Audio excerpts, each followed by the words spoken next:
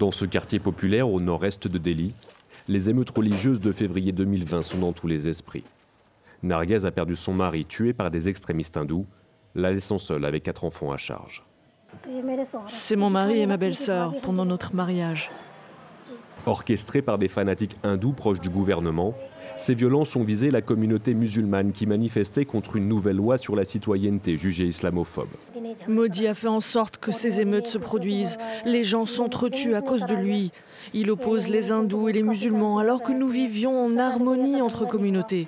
Il n'y a jamais eu de telle violence ici avant. Depuis qu'il est Premier ministre, combien de musulmans sont morts? Combien d'enfants sont devenus orphelins? Narguez espère rendre justice à son mari en allant voter. À quelques kilomètres de là, ce marché de pneus a également été la cible des émeutiers qui ont visé les commerces musulmans. Nasser Mohamed, comme des dizaines d'autres propriétaires, a tout perdu.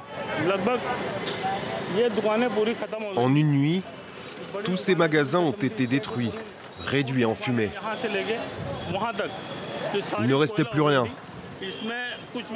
Même ceux à l'intérieur, dans les petites allées. Tout a été brûlé. Ils ont volé ce qui s'y trouvait avant de mettre le feu.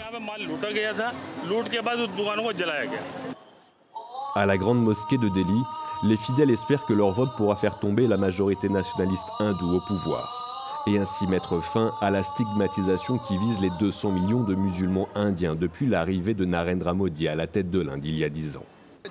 Les hindous sont déjà majoritaires et nous sommes une minorité. Nous ne représentons aucun danger, aucune menace pour eux.